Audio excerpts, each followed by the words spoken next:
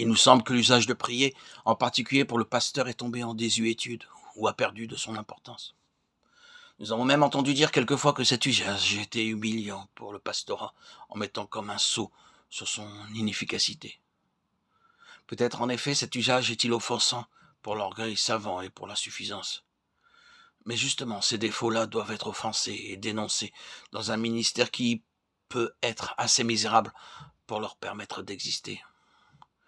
La prière, pour le prédicateur, n'est pas seulement le devoir de sa profession, ni même un privilège, mais aussi une nécessité, dont il ne peut pas plus se passer que ses poumons ne peuvent se passer d'air.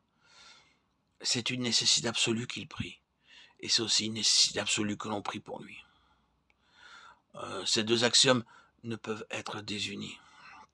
Il faut au prédicateur toutes ses prières et toutes les prières de ceux qui s'intéressent à son œuvre, pour qu'il soit capable de faire face aux lourdes responsabilités qu'il a assumées et d'obtenir le succès dans son grand travail. Le vrai pasteur, après la culture de l'esprit, la prière pour lui-même, désire avec ardeur, sous leur forme la plus intense, les prières du peuple de Dieu. Plus un homme est saint, plus il estime la prière. Il voit toujours plus que Dieu se révèle à ceux qui prient, et que la révélation que Dieu donne à l'âme se mesure à l'aspiration constante et importune de cette âme vers Dieu. Le salut n'est pas donné au cœur qui ne prie pas, et le Saint-Esprit n'habite pas l'esprit qui ne prie pas. La prédication ne peut édifier une âme qui ne prie pas.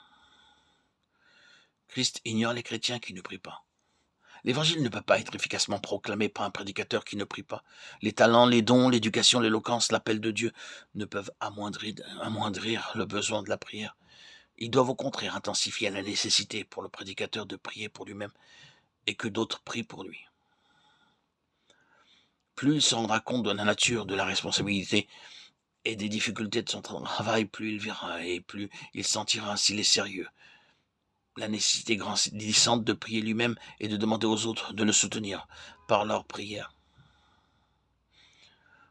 Paul est un exemple de ce que nous disons. S'il existait un homme qui, par sa force personnelle, par la puissance de son cerveau, par son charme personnel, par son mandat d'apôtre, par sa conversion extraordinaire, put annoncer l'évangile, cet homme était Paul.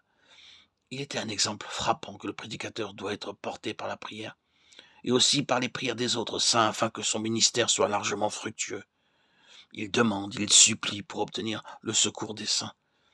Il sait que l'union fait la force, aussi bien dans le domaine spirituel que dans d'autres domaines, que la concentration et l'agrégation de la foi par la prière augmentent la force spirituelle jusqu'à ce qu'elle devienne puissante et irrésistible.